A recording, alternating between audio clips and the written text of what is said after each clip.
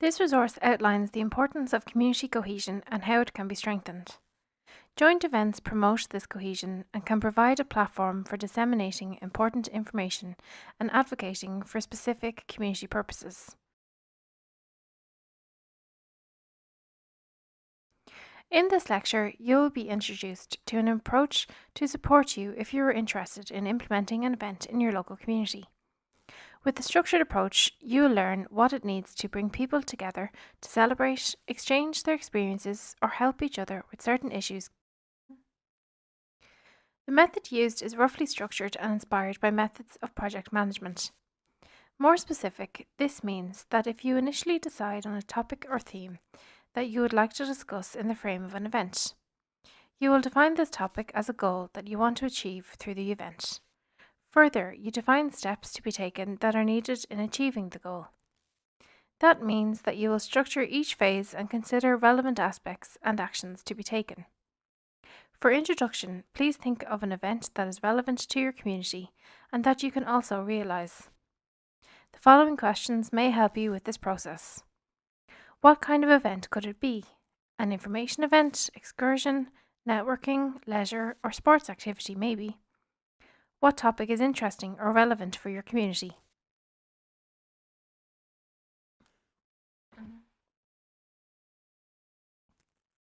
In order to support you to realise an event in your community, the project is structured in different phases. Each phase includes tasks to be completed.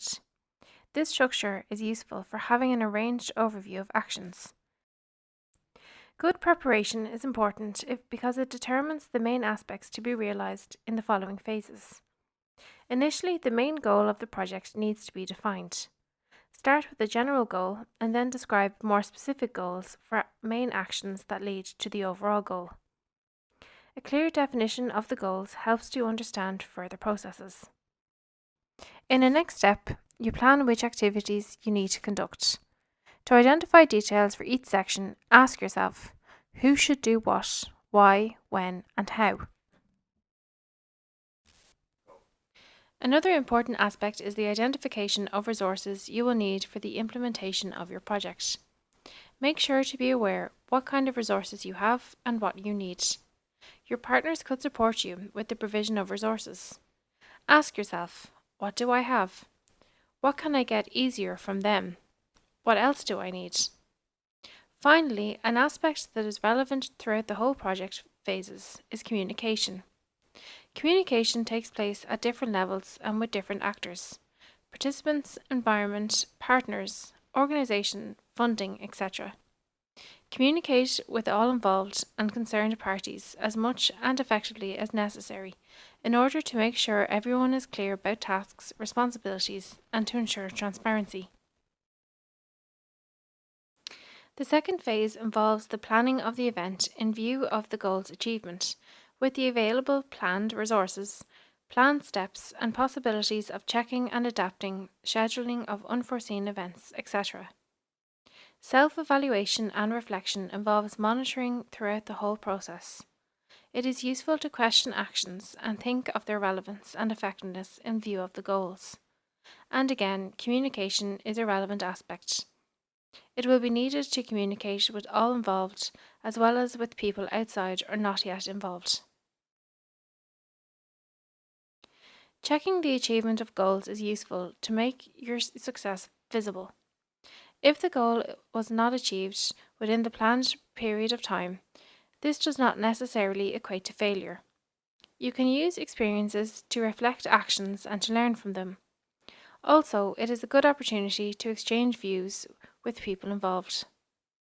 Checking of resources is useful to view if you used your resources appropriately, if you can renounce some, or if you need more.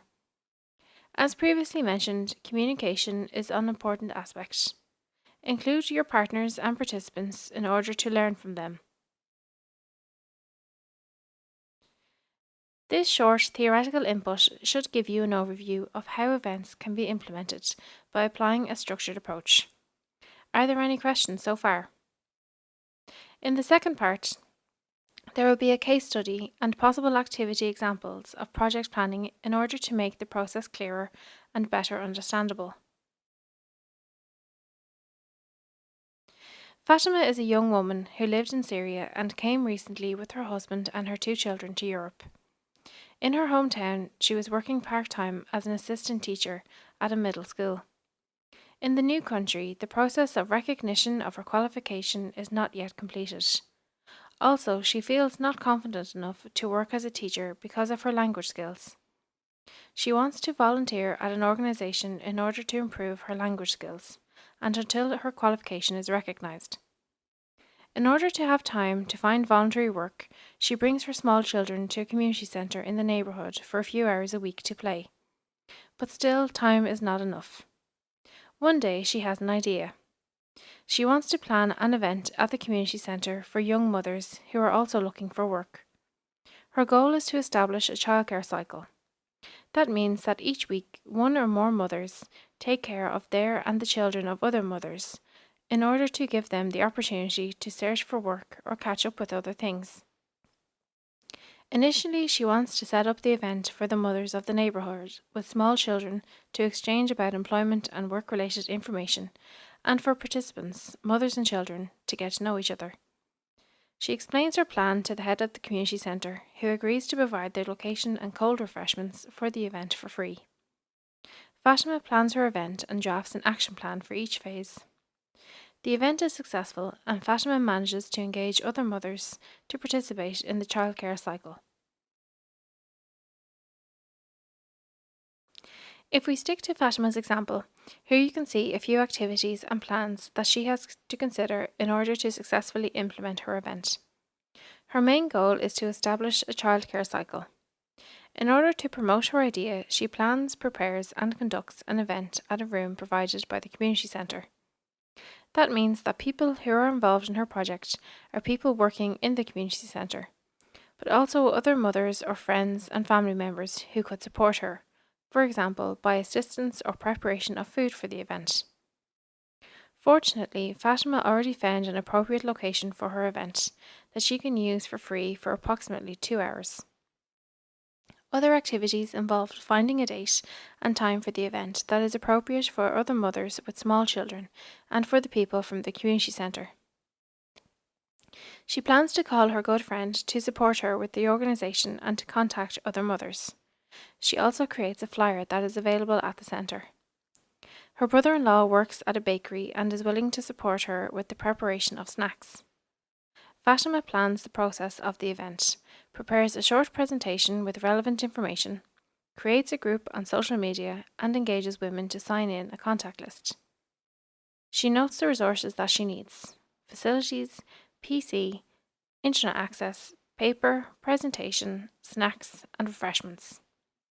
Cold refreshments are provided by the centre, but she has to buy coffee and tea and ingredients for the snacks from her own money. Fatima is regularly communicating with people from the community centre, her friends and family members, on updates, rescheduling, or unexpected events. Starting with the information you received so far, please use this template to plan and structure all of the activities needed to implement your event project. Get together with a partner or work individually and try to fill in the template. Try to see it then with some experienced in event planning to receive feedback. Good luck!